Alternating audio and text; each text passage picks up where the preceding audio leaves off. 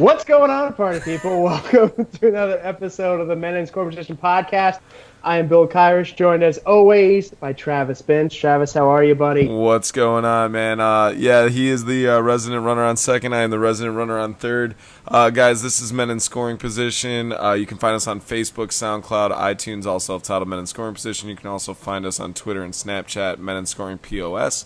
If you have any thoughts, comments, general overall points of view, feel free to email us at meninscoringpod@gmail.com. This will also be with like majority of our episodes on YouTube. Bill, what do they always need to do? Tell me if you like my hat. I love your hat. Yeah, thank you. Okay. Rate, review, subscribe, tell a friend. Tell a plethora. Cornucopia, why not, huh? Yes, we are a sports-related podcast, and today is Sunday, July 2nd, and we have a very special guest, a familiar face from the Primetime Profits, our good buddy Greg Punzo. Greg, welcome. Thank you, guys. Good to be here. Yeah, thanks for hopping on, man. We missed you. If you guys, just a quick plug for Greg. He is a co-host of Primetime Profits, and you know what? I'll let you do your plug, Greg. Why don't you let everybody know what you're all about? Yeah, we've only predicted, I think, what is it? I lose track. I think it's 10 titles in the last 10 years, or 8 years, excuse me. So if you want to, if you want to listen to all those prophecies, you can check out blogtalkradio.com/primetimeprofits. Now, I got a question. When do you make these predictions? Some for basketball, the latest one I think we ever made was like usually like right after the season starts, but otherwise it's always before. Like Mavericks, I got on tape. Like I think it was NBA preseason, me calling out the Mavericks. Wow. Really? Yeah. Beating wow, LeBron. crazy. Okay. So yeah, definitely check out that site if you want to listen to all those predictions.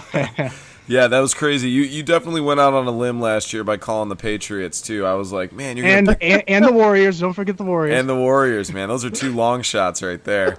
Yeah. No, but all jokes aside, man, Greg, it is wildly impressive what you guys have 10 for 10. That's nuts. But I know that you're probably 10 for 8. We're like breaking the space-time continuum there. Sounds like it. I know that you're probably chomping at the bit, man. This is going to be a strictly NBA podcast today. So much going on, brother. Let's. So first off, I thought we'd hit on doing a little local. I see that although you're a Chicago boy, you're wearing a San Antonio Spurs hat. What's going on with that, Greg? Yeah, I mean the Bulls aren't really the Bulls anymore. Ever since they fired the. It's not the Bulls. Yeah. Garpax just needs to get out of town. We talked about it after the draft. What are your thoughts so far on the Bulls offseason? Obviously not so high, but if you want to break down the Butler trade, anything else? I guess for what they're trying to do, like you kind of have to rebuild so it makes sense. But it's just the idea of going for a Garpax rebuild makes no sense when this is their third or fourth rebuild now. I don't know how many more chances they're going to get. So I kind of get what they're doing. It's not very good deals, but the idea of rebuilding, restarting makes sense. However, didn't they just sign some 30-year-old guy from Europe? So, as usual, typical Garpax hypocrisy right there. Yeah, they're awful. Arguably, you could toss a coin to see who's got the worst front office in NBA, but I think Dolan and Garpax should all just go out to lunch and stroke each other all the time because they're fucking just three amigos of idiots. The Bulls really don't interest me right now. I'm going to be honest with you. I mean, our first round draft pick was a big white guy with bad feet, European. So that's exciting, right? Yeah. We get a little bit of a highlight reel in Zach LaVine, which is pretty cool. And then there's potential in that guard. But I'm more interested in the Milwaukee Bucks. I'm more interested in the Minnesota Timberwolves than I am the Chicago Bulls right now. Dwayne Wade just doesn't care. He's just getting paid. So you're liking the Minnesota Timberwolves? Yeah, the Minnesota Timberwolves are looking tight. Yeah, honestly, I'm kind of all around the NBA because I like the Bucks with Giannis and everything, and Jason Kidd. Giannis is just so fun to watch. Like the Spurs just because of the coaching style and everything. Like the Warriors only because I was a huge Durant fan, so him going there. Because a lot of people hate on the Warriors, but to me, I just want to throw that out there. To me, I think LeBron was the one who started the super teams in Miami. And this is sort of Durant's way to get his revenge because I'm sure in 2012 he thought, wow, if he didn't team up with all these all-stars and create a super team, I would have had a title. So to me, this is his way to get back at him. I'm not a big LeBron fan, but I definitely want to correct you there. He wasn't the one that started it. It was definitely the big three in Boston. That's true. You know. Well, what I was gonna say was that too was they're just such a good team. Like they're fundamentally they're Warriors, constant ball movement. Exactly, the Warriors. They're constant ball movement. I mean, they won a title without Durant. I mean, and they added the reigning MVP, or not reigning MVP, but an MVP, and they were even better, believe it or not. And they're just super cool to watch and super fun to watch. And like their offense reminds me of a beehive, and I really like to see that. So I mean, they're not hating on them at all. They're just their defense too. They're top 5, really if good, not number 1 year after year.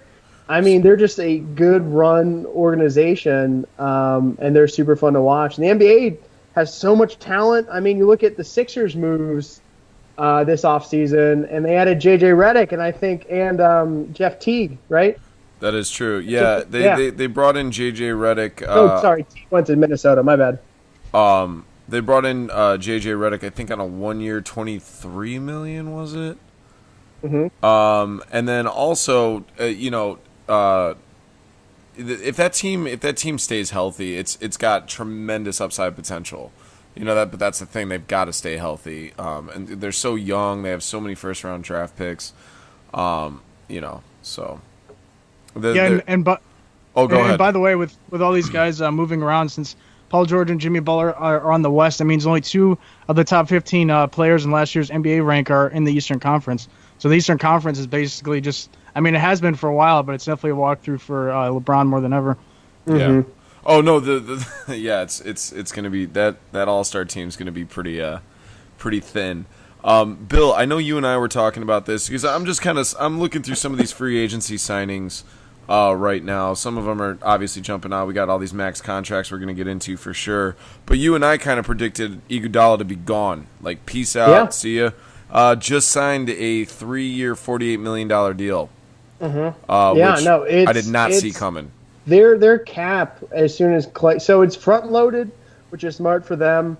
And then when Clay gets his raise, if they're keeping him, and if they re-sign Zaza and they keep the core the way it is, they're looking at a cap figure of 140 going up with about 60 million in luxury tax. Yeah. So if Lakeham's willing to pay it, I mean, I'd say keep that team together as long as you can, because you only have so long, as far as like hoping no one gets injured, hoping the core stays the same, hoping there's no infighting, you only have so long. And it's like, if you can keep that team together, I would do everything I can if I'm the owner there. I mean, he's a billionaire, right? Like, what's $60-70 million to him? Right, yeah. Well, you don't know exactly where all of his money's placed. Aren't they like they're tearing down everything and ripping up that whole city right now to kind of accommodate? So they're building a new stadium, and they're putting in some pretty nice luxury boxes. And where they are,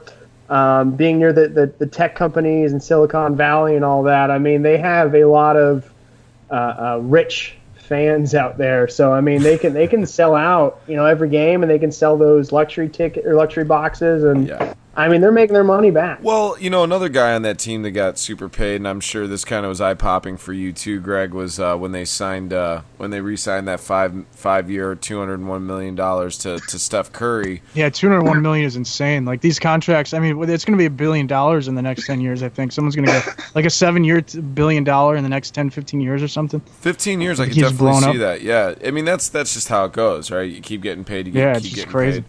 But that was definitely a statement contract. There was a lot for a guy who continuously kind of underperforms in the finals. He does what he needs to do. He's a very consummate team player, but a small point guard who can get blocked a lot. For that's definitely, if I'm the owner of that organization, if I'm the rest of the team, if I'm one of his teammates, that's the direction in which that franchise is going. It's going to be on the coattails of Steph Curry, and that's what that contract states, I think. I mean, what else would it mean? It's mostly too because when Steve Kerr went to the Warriors, I mean, that was just the perfect fit, because he's basically the 3-point offense god, and then he inherits the Splash Brothers, so that's just kind of his system over there. So I mean, it makes sense to sign him as long as they're going to keep Steve Kerr. Which, by the way, have you guys heard anything about Steve's health? Is he good to go from here on out, or haven't heard anything bad? It's up and down, right? Well, he's had those back surgeries, and it's I don't think backs are so tricky. as far as Dr. you know, Kyrus, the healing process and just with all the there's a lot of moving parts. There's the L7, the L6. Very good.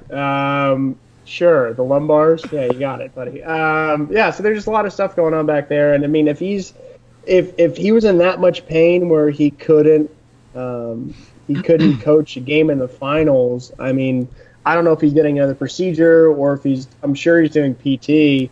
I mean, but that organization's so well run. I think you can stick Mike Brown in there for half a season or 3/4 of a season. Yeah, he did better. 65 games, like easy.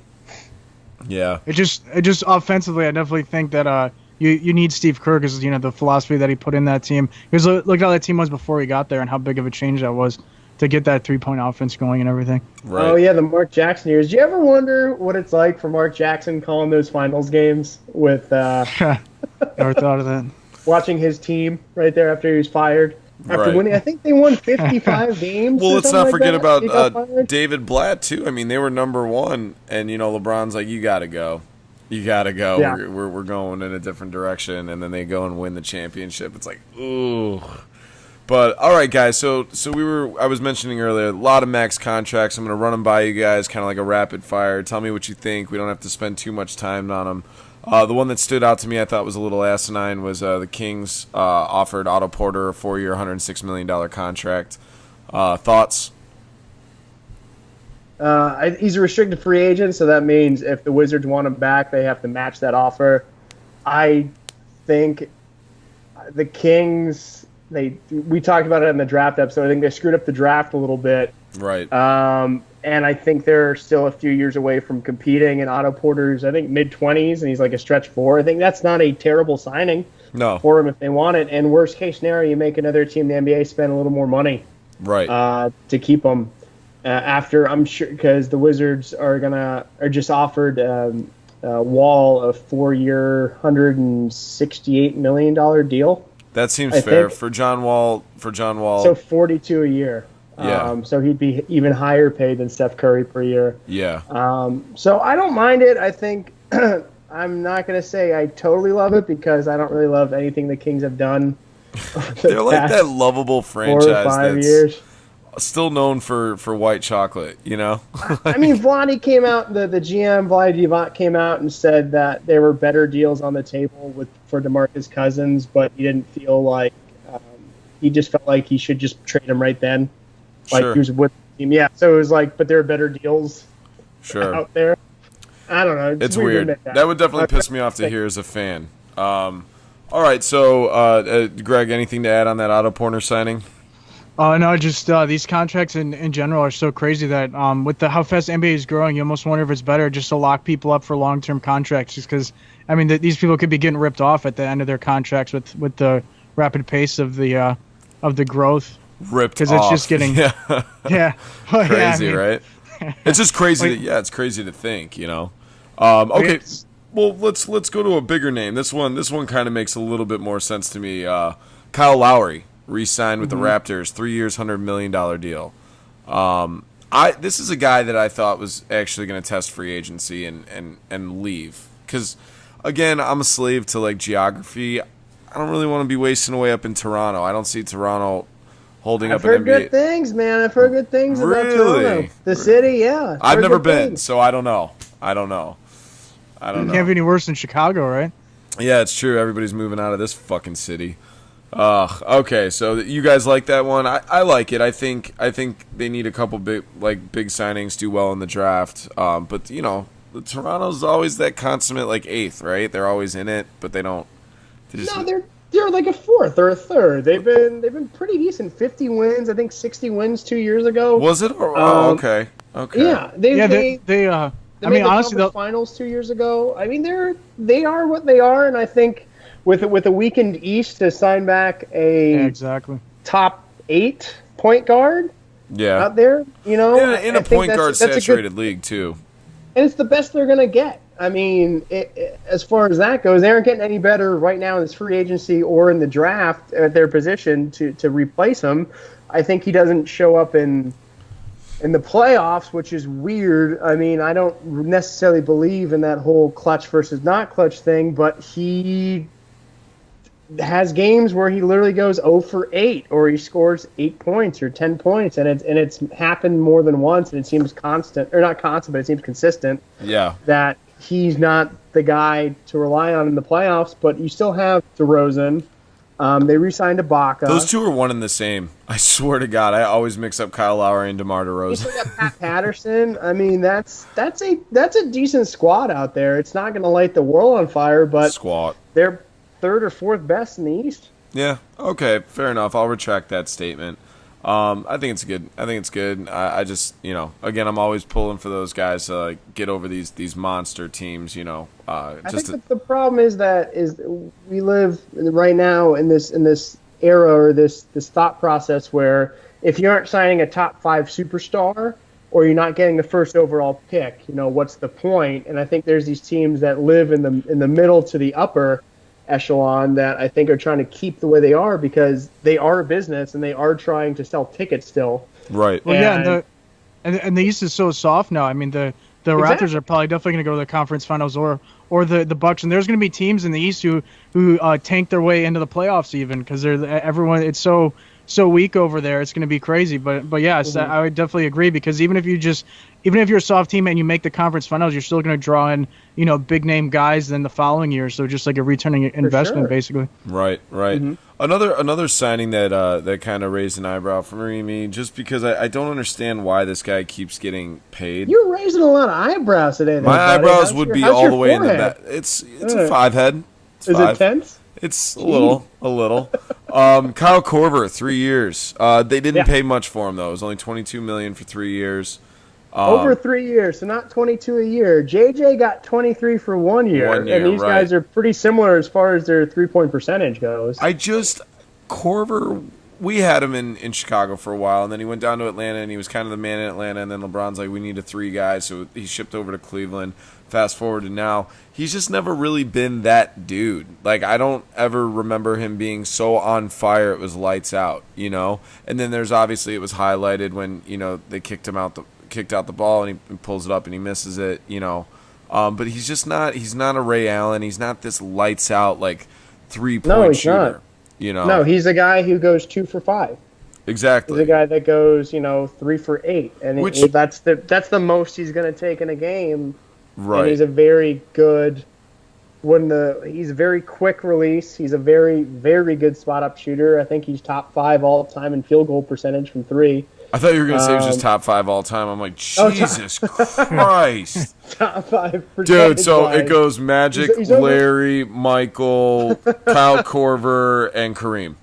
So he's over 40% from 3, and you can get him at that rate, and you're getting, J.J. Redick, you saw the market for that level, and he was 23 for 1 year. I think that's a very good deal, and Korver knows what he's doing. That's his best shot to win the title right now, is to stick around there. Sure, obviously. They're to sign him in Golden State, so obviously. It's and you still got this looming figure of Melo and where he's going to go, and I think he's the last of the big free agent names. Is it odd to say I don't really give a crap? I never gave a shit about Carmelo Anthony. Okay. He's worse than ever now. Dude, he's worse than ever. He's not going to change anything. I've been saying this since day one. Well, not day one, because when he was in Denver. 2003. 2003, day one.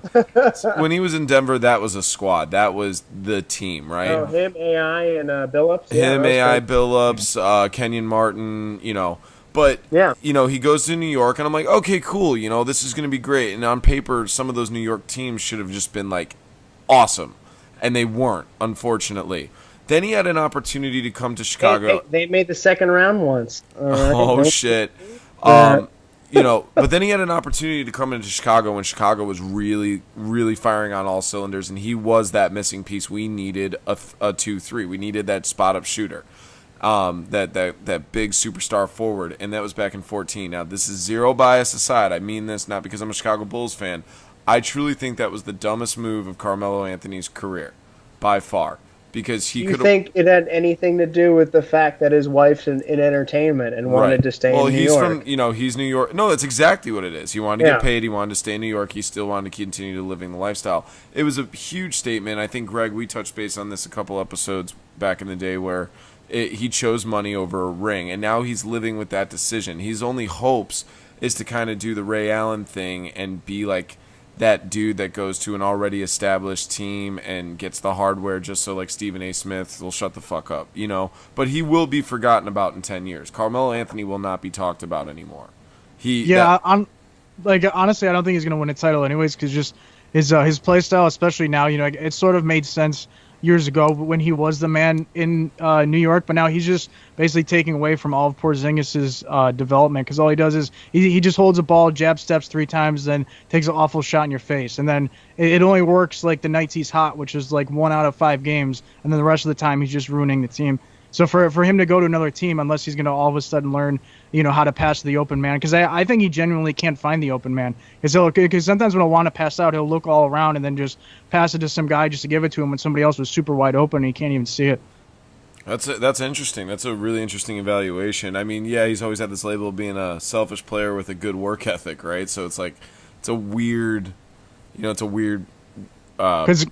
intangibles, the work ethic is for his selfish performance, so right. It all like ties back into himself. Right. Yeah, I don't know where he's gonna go. I don't know what's gonna happen. I think the media is gonna make it a way bigger deal than it needs to be. Is he gonna go to a team like Durant did the Warriors and have that much of a huge impact at this stage of his career? I don't think so. I don't see it happening whatsoever. I don't even, to be honest with you, when I think Carmelo Anthony, I don't think Carmelo Anthony is in a Knicks uniform. To me, the last time Carmelo Anthony was in that top 3 discussion was back when he was in Denver. I don't really remember his entire body of career in New York. It wasn't that impressive to me. That's just to me. I mean, his best moments have been, unfortunately, so far is Syracuse, obviously, when he won the national championship. We're digging that far back. Yeah, no, you got the Olympics where he was the captain. He's or the man, best right? player 4 Olympics for 1 or 2 of those. And those, the year he made the conference finals with Denver. Mm-hmm. And that was a really good team. And I think they ran into was that 2011? They ran into the Mavericks that year, I think. They ran into someone pretty good. And they got, they didn't make the finals, but that was like his shot. And those Knicks teams with J.R. Smith and Shumpert and all those, and they made the one. Lynn. Jeremy Tyson Chandler. Yeah, you think you like that? You think he likes having Jeremy Lin? No, obviously you got to feed the egos, but why? I just don't understand why sports podcasts, sports shows, news outlets, they keep talking about Carmelo as if he's this dominant superstar. To be honest with you, even if you pop on SportsCenter, you never see Carmelo Anthony in highlights. You never see anything.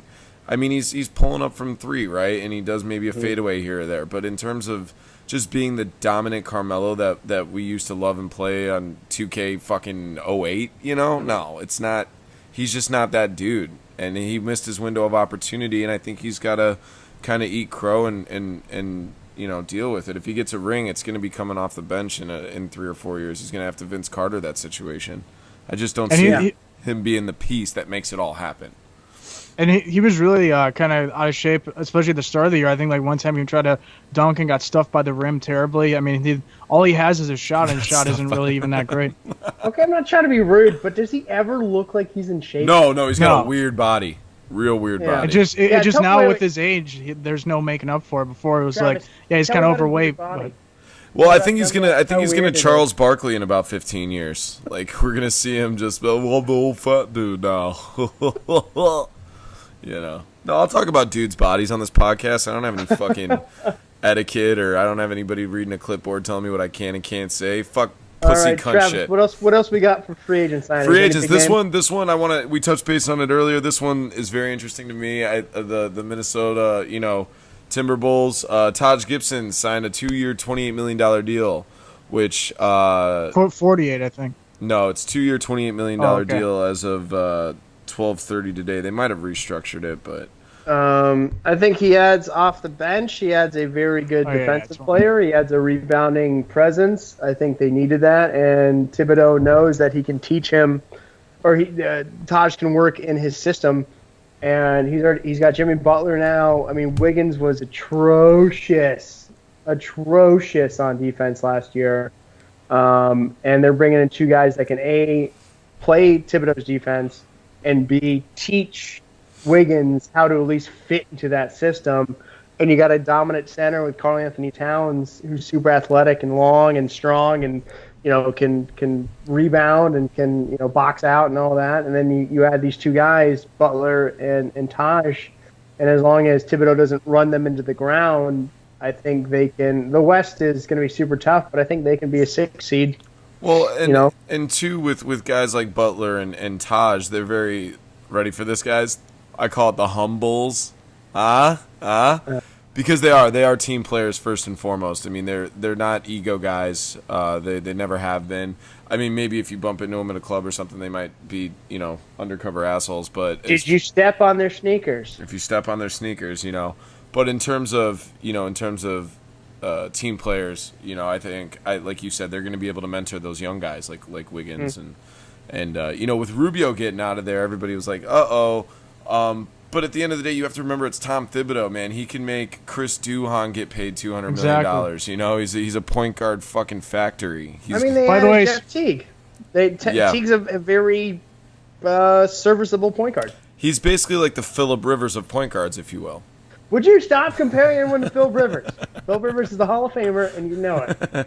By the way, speaking of Chris Duhon, that guy Dunn that the Bulls got, he essentially is Chris Duhon all over again, which is funny. But he's got tremendous upside. We kind of know where Duhan's potential was. Oh, I should make a retraction. Hopefully. I kept saying Chris Dunn's out of Villanova. He's out of Providence. My bad. That's okay. It's like the same thing, right? Those Timberwolves deals, definitely think it's going the right direction because there was a clear disconnect between Tom and his team with his message. Obviously they weren't picking up the defense, or I don't know if they weren't buying into it or couldn't understand it, but definitely with Taj and Butler, they're going to help bridge that gap and everything. So that was, I think, by far the Timberwolves are the winners of this offseason by far. Right. I'm in total agreement with you. There's two other guys that I want to bring up really quick. One's an actual, we'll just get through it. It's our man, we talked about it too, Serge Ibaka. He, one of my favorite fours in the game that nobody ever really brings up. But he got paid a little bit, man. $65 million for 3 years. And he's a physical specimen. I mean, you're probably sore after playing that guy with his style of basketball. He's constantly just, he's a big body, he's aggressive at the rim, and with that backcourt in Toronto, I think that he adds that good element. In another 3 years, obviously the Toronto Raptors felt the same. Mm-hmm. Yeah, I think he's not the Serge Ibaka from the 2013-14 Thunder, but he's still very good. He's productive. And he's productive. He's weirdly stayed away from the rim, although he's shown the dominance you're talking about a few years ago. Past couple of years, he seemed to kind of shy away from it. So hopefully this money will kick him in the butt and be like, okay, you need to be in the middle with Valanciunas. And help him protect the boards, and and then knock down your shots when we get them to you, because we have a couple of good passers out here, so right. He can definitely add to the team. Right. No, absolutely. Another last two. I wanted to bring up Blake Griffin. What was it? I think it was 176 for 4 or 5 years. I'm not exactly sure. I think it was 4 years. That's an absurd amount of money to pay for him, I think. I disagree. I think he's a top 15 talent if he's healthy. Which of course is the old joke is that Matthew Stafford should change his name to Matthew Stafford if he's healthy. And this that's is the the same old guy. joke. That's a very old joke. It's generational. Whatever. The old joke. Yeah. Train late. The timeless Matt Stafford reference. So yeah, I think he's the same way. But it's like this is the Amari Stoudemire deal from a few years ago. I think with the Knicks, where it's like if he's healthy, he's a top 15 player with a lot of upside, and he needs a guy like DeAndre Jordan in the middle there, and DeAndre Jordan's there. Yeah. Which is funny. a friend brought this up to me the other day. You a have a couple friend? years ago. Were you wearing that hat? What's that? Were you wearing that hat? Yes. Okay. So a couple of years ago, DeAndre Jordan basically has an offer sheet to sign with the Mavericks, and he's gonna sign it, and he's got this great deal. Yeah. And then they basically, Chris Paul and Blake Griffin basically kidnap him and let him out of the hotel room, and they're like, "No, you're staying in L.A." And he stays in L.A., and then 2 years later, Chris Paul's like, "All right, peace." Yeah, I'm out. Very Chris Paul-esque. That team missed their window of opportunity. On paper, on the bench, their starting five, there's no reason those guys do not have hardware outside of either coaching or nonsense. Like, it's inexplainable to me why the Los Angeles Clippers have not even reached the finals. I don't even know how far they've gone into the playoffs. Have they even made it to the second round? They were one win away from the conference finals 3 years ago, okay. I want to say. And that was the weird Game 6 where they're up by like 20 with a few minutes left in the third, and then James Harden goes to the bench and is like basically done. Yeah. But then Corey Brewer and Josh Smith start raining threes. Josh Smith, one of the worst three-point shooters. Yeah, I was going to say Josh Smith, who's known for his three-points. Who's known for his step-back 20-footers or 19-footers where it's like just inside the three-point line. Right. And missed those, and he's making those, and that was the year they should have won. Is it Doc Rivers? Is that the fucking reason? Like, why didn't they win? Because he got it done in Boston. You got Spurs, you got the Warriors, you got, better teams. I think Chris Paul is a Hall of Fame point guard, but he's the Phillip River of point guards. There we go. That's a more apt comparison. Total cunt, subpar, good at one point. Where's bolo ties? Yeah. You know what? I think we're having a little bit of technical difficulty with Greg's mic here. Greg, you trying to say something, brother? I'm not getting anything from him. Let's see if we can't get this figured out. Talkie. Cool.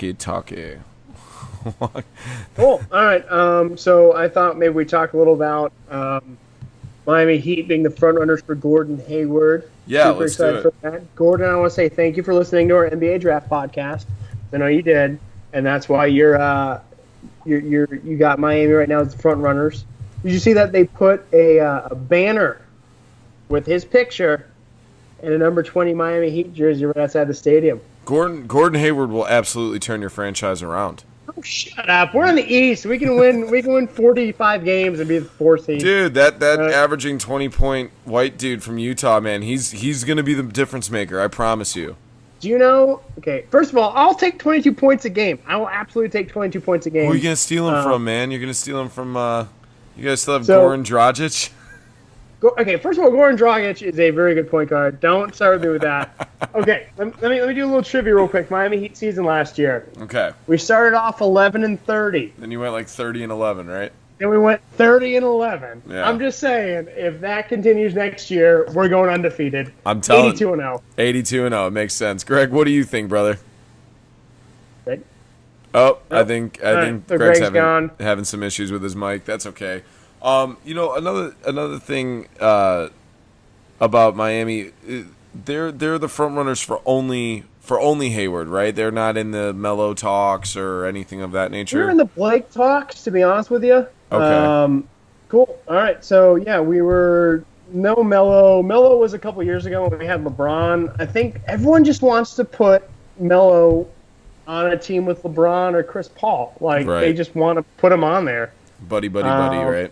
Exactly, yeah. Everyone makes a big deal about the whole banana boat gang or whatever they call it. Whoa, no racism on this podcast. Banana boat box social party. Oh, Jesus. People. Oh, God. With the America hat and the beard, why don't you just shotgun a Budweiser and shoot a shotgun? Fuck. You're scaring me right now. Greg, so we're talking about Miami. We're talking about Gordon Hayward being the Miami being the front runner for Gordon Hayward. Where do you think he's going? We're still having some technical difficulties with your mic, brother. You got to get that fixed. Yeah, I mean, it'll be a good addition, but you you have a Hassan Whiteside, right? Mm-hmm. Who are the other big guys in Miami? There we go. Oh, we got him. All right, Greg's back. So we drafted a power forward in Bam Aguayo, I think his name was, out of Kentucky. Yeah. And he had a very good summer league start. I think he had 12 and 15 with a couple blocks, which is like, I know it's That's summer great. league, but whatever. That's great. That's pretty cool. Gets the nerves. Goran Dragic, Dion Waiters, Tyler Johnson, Tyler Ennis. We got another Johnson. I think it's Amir Johnson. Johnson. Also, I want to give a shout out. I fucking hate Michael Carter Williams. I think that dude is the most trash player in the NBA, and he still got signed to the fucking Hornets. I don't understand how that kid has a job. He is fucking awful. Anyway, I had to say that's my own little thing. But Greg, man, there's something that we've been wanting to ask you this whole time. Now that your mic's all fixed, please talk to us about your beloved Milwaukee Bucks. I know you're excited for this season. I know you're excited for them. For those of you who don't know, Greg is a pseudo, if not full, Milwaukee Bucks fan, if I'm not mistaken. Yeah, I'm kind of just like an NBA fan at this point. Ever since my Bulls abandoned me and threw Tom Thibodeau under the bus, so I'm like a Spurs fan, Warriors fan, Bucks fan. Just kind of like the worst kind of person. But yeah, let's break down your Milwaukee Bucks. I know you love Giannis, right? Yeah, for sure. All right. Yeah, no, I honestly, with the offseason, I was kind of disappointed. I thought, I hope they'd be able to do something more, but I mean, I guess that's just kind of how it goes. With the draft, I like how because they actually fired their GM, but luckily the scout that they made their new, or didn't fire him, excuse me, he just got offered like a bunch of money someplace else and they couldn't match it or didn't want to match it. But the guy they brought up is actually the scout who drafted Giannis and everything else. So as usual in Bucks fashion, they just drafted the guy with the longest arms. So things are probably going to continue the way they're going in Milwaukee, which is great. But yeah, I'm looking forward to see how that rookie turns out. I like this strategy of just drafting Durant clones over and over again because I think it's going to turn out. So yeah, we just gotta kind of see how it plays out, and hopefully these guys can develop. But with Giannis, the biggest thing with him though is he has to learn a crossover. Everyone's talking about learning a 3-point shot, but if he can't get himself open, that shot isn't going to matter. Well, he's a big Euro step guy, right? Isn't that kind of his MO? Or basically his only move is his spin when driving in. He has like his like spin layup and spin dunk, and that's it. And if you cover that, then all he does is pass out to Dellavedova all the time to take a bad shot. Okay, yeah, no, that's exciting. Well, Bill, I know that you're a little pressed with time. I just want to do a quick, now that we got our beloved Greg Punzo, our NBA insider, if you will. I would like, Greg, we've done this on previous episodes. I think you've been a part of it as well. We're going to do our infamous Does He Know What He's Talking About segment. And for those of you who are first-timers or just listening to us, thank you. But basically, we're going to do a quick explanation. Bill, you want to let everyone know exactly what this game is and how the rules apply? Sure. So, and I'm going to be asking you two today, by the way. Perfect. Okay, so Travis is going to be asking me a question which I may or may not know anything about. I'm going to answer it to my full ability, whether it be my actual knowledge or my BS skills. And then based off of that, Greg, who's our honored guest this time, is going to basically decipher whether or not I know what I'm talking about. Best 2 out of 3. Right. All right. So I'm going to be asking Bill here, and you just let me know. Best 2 out of 3. We got this, right? All the rules are good to go. All right. I'm ready. Awesome. All right, Bill. First question. First question. I know what a huge rugby fan you are. You are actually the guy that turned me on to it, for those of you who don't know. Excellent sport, beautiful sport. Why don't you go ahead and let everybody know at home exactly what a breakdown is in the rugby terminology, the term breakdown. So you start off when the ball's dead, as in someone gets tackled, they have to put the ball back on the ground, and then what happens is called a ruck. And then what happens is so they line up basically almost like two opposing offensive line, defensive line in football. And what happens is the ref blows the whistle, and then they kind of go after each other. Now, breakdown is just like an offside penalty where they hit each other before the whistle happens during a ruck. Okay. Greg, does Bill know what he's talking about?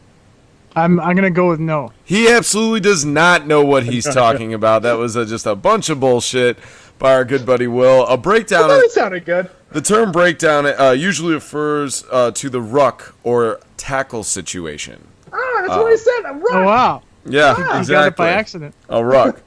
Okay. Next question. So right now it is Greg 1, Bill 0. Is he going to sweep him? Bill has one. Bill does not have one. Okay. Next one. Bill. Yes. Know what a huge Kelly Slater fan you are. I know how much. I like you keep calling me by my name, too, so I know who you're talking to. No, absolutely. I want to address. I'm the moderator of this. Thank Please you, do not interrupt again. Thank you. So I know how big of a Kelly Slater fan you are. For those of you who don't know who Kelly Slater is, he's kind of like the surfer. He's the Michael Jordan of surfing, if you will.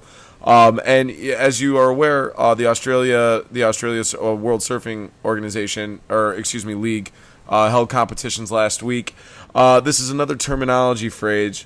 Can you please explain to Greg here what an aerial is in terms of surfing, please? Sure. So I only know this because I grew up in South Florida, and I was forced to watch surfing with some of my friends growing up in high school. An aerial is just, once you reach the crest or the top of the wave, is just doing a trick off of it. So you're basically jumping off of it with the board in hand.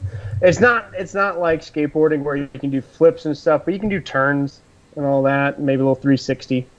Okay. Final answer. Let's see. Greg, does Bill know what he's talking about? I'm going to go yes with that one. He kind of does. It wasn't exactly what it was supposed to be, but basically an aerial is a complex small wave maneuver in which both the surfer and board launch into the air off the top of a wave. So yes. I kind of know what I'm talking about. Yeah. Right. Yeah. In this conversation, we kind of know what we're talking about. Kind of know what we're talking about. That was a stretch. Okay. All right. So you got two. Should we do one more just for good measure? I got to get going, man. I got to study for this midterm. All right, so one more. No, that's fine. All right, Bill, we appreciate your time. Greg, we usually give something away right now, but considering that you're a couple states away, go fuck yourself. Okay. We'll send you something in the mail. Thanks, guys. I'm out. If you guys want to keep talking, go right ahead. All right, appreciate it, brother. Thank you so much. Bye, guys. Thanks, Greg. Take it easy, buddy. The guy is always in a hurry, man. He's a mover and a shaker. He's got to go. Yeah, man. So thank you so much for coming on the podcast today. Again, why don't you go ahead and plug your podcast? Anything else you want to say? No, I guess that's pretty much it. You can go to blogtalkradio.com/primetimeprofits. Listen to all those episodes, older episodes. By the way, if you were listening to Curtis on this, he was on there originally a few years back and everything. It's definitely interesting to hear our views way back then and how things turned out. So yeah, definitely go check that out. That's right, our good buddy Curtis Shaw Flag. You guys kind of started Primetime Profits together, right? It was you, Curtis, and yeah. Well, it was, it started. Oh man, I don't know if you want me to go down this whole rabbit hole, but go ahead. We on Blog Talk we started in it started in 2009. It was just Nered's No Huddle as Darren, and then him and a friend and me, and it was us three, and then he kind of left, and it was just me and Darren for a while, and then a couple years later, I guess it would have been 2012, so like 3 years later or so, then Curtis was working with, I think it was Chicago Now blogs, and then him and Darren met there and everything, and then we figured, hey, just come on, and he was on for a few episodes, and then it kind of fizzled out from there. More from there. Yeah, morphed. Me and Darren just did shows once in a while, and then kind of like all we do is quit and then like make crazy predictions. And then if they don't come true, we don't do shows for a while. And if they do, we always got to hop on and brag. So that's basically how our schedule goes. Tuck your tail, pull the ostrich technique, just kind of, hide away for a little bit. That's funny. Yeah, during those LeBron dark ages for sure. And just there's no fun there. Yeah. And it's not even so much LeBron himself. It's more the fans that are the real. No, it's just LeBron. He's just a big piece of shit. He's just a piece of shit. Well, you know what? This was an NBA blog. This was an NBA podcast. And, I know you had some difficulty with your mic earlier. Real quick question I wanted to ask you. Outside of the major four teams, Golden State, Spurs, Cavaliers, so on and so forth, who do you have possibly taking a run? Obviously, there's all of the chances of usurping and passing the Golden State Warriors or the Cleveland Cavaliers are few and far between. But if you had to pick like maybe like a 5 through 10 kind of team, who's the one that could for some reason have like a Cinderella, win, if you will, in the 2017 season? Yeah, see, I don't think Cinderella wins happen in the NBA really because of the 7-game series. There's no surprises like NFL, and there's really no teams that come truly out of nowhere like NBA. It's kind of all established. So I think the Warriors got it on lock. I think they're gonna probably win at least 2 more titles in a row. So I definitely think they'll get at least a minimal 3-peat, assuming they hold on to everybody. But since Durant said he's willing to take a pay cut to keep everybody, I think like a 3-peat is pretty much on lock with them. Especially with with shoe endorsements too, these guys don't need these max contracts. I know that. Yeah, exactly. Majority of these guys make double, triple, quadruple what they make in contracts. I think it's you can give up a couple million if you're a half a billionaire or a billionaire. In some cases, I think just even Derrick Rose's, it was a 90 million here, a 90 million there, then 250 million from Adidas. I mean that's $500 million, a little under, but still, that's a $500 million these guys are working with. What's 10 million, Yeah, exactly. Especially for the title, since that's all they care about, anyways. And then the legacy chasing, and winning a title ends up earning you back way more money, anyways. So it's better to take the pay cut, win the title, and then make more money for the rest of your life than pulling a Carmelo and then be a nobody in 10 years. And also, like you said, earlier as well, is who knows where this cap's going to go. It could, like you said, we could be looking at $500 million contracts within 5 years, $750 million contracts within 10 years, and the first $1 billion contract in 15 years. With the way it's going, it's just... Yeah, especially if it's worldwide, because it seems like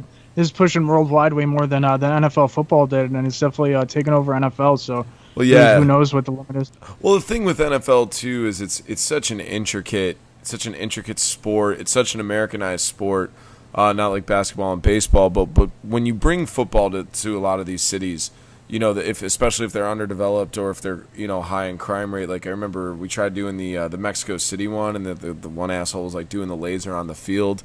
It's like that shit doesn't fly in our stadiums, but you start bringing them out there. We don't have the regulation, if you will. But London's really taken a liking to NFL, so that'll be interesting to see if we can actually take the NFL worldwide, because I wish rugby would start being more televised in the States. That actually is a really because it's actually beautiful contact. Game. It's like the last true contact sport. And that's something else. That's a whole nother discussion. But I truly believe the more popular a sport becomes, the more regulated it becomes. Exactly. Yeah. Like that's why. With basketball, though, because basketball is essentially the same thing. It used to be so physical and had to become regulated and everything, but it doesn't affect it as badly because still the art is still shooting, and you can't, regulate shooting that much unless, with the rule I'm worried about is the whole, can't have your feet underneath the defender. Then if they, really start enforcing that, then these players are going to have to just play off and basically allow open shots, and it's sort of turned into the NFL where you have to let the receiver catch it and then come down and then tackle them. And what is a catch? Yeah. No, absolutely. Yeah, so if the NBA goes that direction where you can't even, guard your guy, you have to play off and just let him shoot, then it's just like a free throw contest, but like a moving free throw contest where instead they're shooting from 3, but you can't guard them. So that hopefully it doesn't go that direction, but we'll see how it plays out. Yeah, well, we will see. I mean, I think that's why the NHL exploded as much as it did when the Hawks are doing well, is because I know you and I are huge football fans, but even sometimes watching football, it's just like, fucking shit, let these guys play, cut the shit. I don't want to see the zebras all the time. Let a guy get hit. And I understand, like, player safety, these are men with families and so on and so forth. But there have been proven studies and things you can do to limit concussions and limit all the nonsense, But they refuse to do it. It's capitalism at its finest, It's the millionaires versus the billionaires. And it's, dude, I could talk about that for hours. It's just one of those things that really irks me, Let the guys play. I fell in love with football for big hits. And I haven't seen a big hit. Anytime I see a big hit, you know what I associate a big hit with now? A big fine. I see a guy get lit up, and I'm like, that dude's going to get fucked. He's going to have to pay $50,000. And NFL players don't get paid like that. They really, really don't. Yeah, I know. It's crazy, the contract discrepancy now between the NFL to the NBA. Like, it's getting crazy. Like, I wouldn't be surprised if there's players who are in the NFL who thought, man, I should have gone to basketball. Well, they need to unionize. Like, I always told... Billy and I have a running joke where if I have a kid, he's going to be a left-handed knuckleballer, or he's going to learn to swing a golf club, or something where they can do it into their latter years. Because if you look at the amount of money that Tom Brady's made over his career, it's basically a new NBA contract for a guy that's subpar at best. Like, if Tom Brady was getting paid the way that NBA players get paid, he'd be a $500 million, $750 million man. You know what I mean? Oh yeah, easily. Easily. Insane. Not even endorsements, just contracts. Those guys need to get paid. And once you really, like you were saying, start to look at the breakdown, 20% into taxes, 20% into your agent, it's spread out over 7 years. I mean, these guys are lucky if they walk away with maybe $3 million, which sounds like a lot of money. But at the end of the day, $3 million really isn't shit in today's economy and today's life. And with the brain risk and everything now with those studies and everything, it's like, could I potentially ruin all my, cognitive abilities just for a couple million at best, and then I'm basically done. Or even though, because, football, genuinely takes a toll on your body. These guys, like, Truly. I remember watching the Jerome Bettis footages of his last years. He's basically handicapped all the time, except for when he's at practice or on the field. All the rest of the time, he's just grieving in pain and everything. So it's such a violent sport, man. Like, and I love football, man. But I mean, pay these guys accordingly, and then also pay any football-related medical injuries for the rest of their lives. To say that CTE isn't a correlation with concussions, you're just a cunt at that point, because it absolutely is. It's like saying that marijuana kills. It absolutely doesn't. We're all educated in the matter. Just fuck you. I mean, do you know how much money the NFL generates? It's insane. Yeah, it's even just the NFL is almost self-destructing, because even going back to the owners with the millionaires versus the billionaires, they're just screwing themselves over. It's always like, I've me of all people to talk about this, because I was the Twitter guy tweeting out streams all the time, attacking at Roger Goodell on Twitter and stuff, and then getting banned later and everything. So and I used to always say it's always short-term greed over long-term profits. The NFL, that's essentially what Roger Goodell is all about. Look at first thing is deal with EA. He comes in, he makes a monopoly with EA, and then the Madden games have been complete garbage ever since. So you're not going to start a new fandom for that, or get any sales from that. And then the same thing with the merchandise. He did something, I don't know, or like Mitchell and Ness got screwed out to where they couldn't make NFL merchandise anymore, or something like that. It was essentially the same thing as the EA contract with the clothing line, and then with the owners and everything else. And then you change the rules too. Oh well, we want to save our asses with these potentially getting sued by these players. So instead of doing the right thing, because a lot of times good PR is just being ethical. So instead of just being ethical and saying, oh, we're sorry, we genuinely didn't know, we'll pay your medical bills and everything else from here on out, but we're going to keep the rules, and we have to wait till the science comes out. And so they say, okay, let's just change the rules to cover asses, and then let's just screw all these old guys. It looks bad and it ruins the sport, but they don't see that, because it's all about the how much am I going to make today, not how much am I going to make in a couple of years. 1,000%. And another frustrating part of it too is I am so pro another league coming in. Like, oh my god, yeah. I wish first off, the president, so we could restart the USFL, because I genuinely think the USFL was great, like because that was a springtime football too. Like, it was football year round. We're not waiting. Like, when the Super Bowl happens, I'm super happy and I'm super sad. But like, and there's so many talented players that slip through the cracks due to either undocumented racism, bigotry, like so many different things, that there are very, very, very talented guys that can still play, or that are in their prime that just don't play. Like Terrell Owens, like he would draw. All these old veterans too can't get contracts. They would go to the USFL or whatever. And the other thing too is the old Trump style.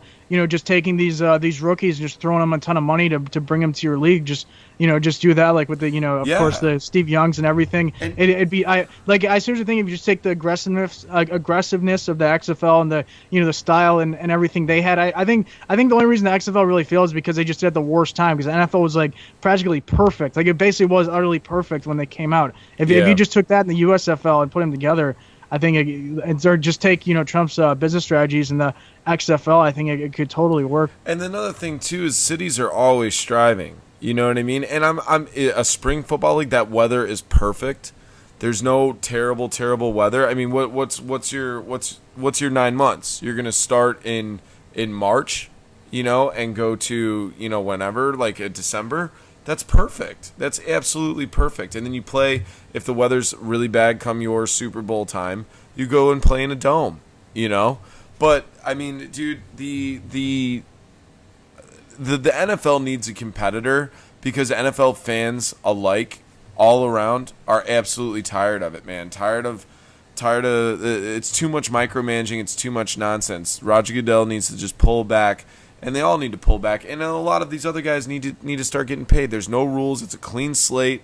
You can choose salary caps. You can choose cities. You can choose talent. You can choose players.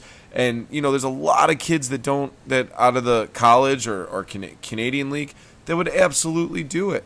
It's not like how it was. It's not like, when Steve Young came out or Jim Kelly came out, like, it's going to be super competitive. It's going to be like, all right, fuck you, NFL, I'm going with these guys. And they'll get the money to back them up. But like you said, they need to be aggressive, and they need to get it done, Yeah, even just banking on the old guys, too, like the Terrell Owens. But, yeah, the NFL just monopolies on top of monopolies on top of monopolies, even internally and everything, or even with the older veterans. I mean, if you can make it super soft for the quarterback, because I remember, if anyone's ever seen the Madden, like they have some Madden tournament where they have like the old players going at it. So like they had, or this was like I don't know, maybe like 5 years ago or something. So they had actual Joe Montana and Jerry Rice, and Joe Montana's still bombing at the Jerry Rice thing. He threw like 6 touchdowns. Like that's a blast to watch. I mean, watching these old guys, still do that is lighten it up, great. man. Lighten it up. Yeah. I mean, there's so many guys. I can think of 10 off the top that I'm like, I would love to see that guy play because I know he still can. And it's funny too. I think a guy that I really like coming out of college, he ended up getting drafted by the Baltimore Ravens, was Troy Smith out of Ohio State, quarterback, and then he goes to the Montreal Alouettes and wins like 5 Grey Cups. I'm like, wait, what? Why is this guy not on a roster? And then politically I'm pretty conservative, but that's not even going to play a point. Like Colin Kaepernick is not a very good quarterback, but he definitely should have a job. He should be in the NFL. Is he an asshole or not? I absolutely think so, but that's neither here nor there. So it's just one of those things where there's so much talent out there, and a lot of guys are just sitting on couches wasting away. Yeah, for a competitive league, definitely Colin Kaepernick, and then drawing all that controversy and everything else, that'd be great for an alternative. It's a draw, league. man. From a business standpoint, you get a guy like Ocho Cinco who's never drank, smoked, done anything in his life. That guy is in prime physical condition. He should be on an NFL roster somewhere, but it didn't work out in Miami due to marital stuff, and then it didn't work out in New England because, it's Bill Belichick's system. It takes a very, very, very cerebral football player to understand that. But physically, he can still play, and so can Terrell Owens, so. But, yeah, man, I don't know how we got on this whole NFL kick, man. I always love talking shop with you. But, we're going to go ahead and wrap this up, man. We're right at the hour mark, so I just want to say thank you so much for coming on Men in Scoring Position. Again, guys, if you're listening, you can find us on any one of our social media outlets, Facebook, SoundCloud, iTunes, all self-titled, Snapchat and Twitter at Men in Scoring POS. Email us at menandscoringpod, and this will be uploaded to YouTube tonight, so be sure to let us know what you think, guys. And Greg, thank you so much for coming on, brother. All right, see you guys later. All right.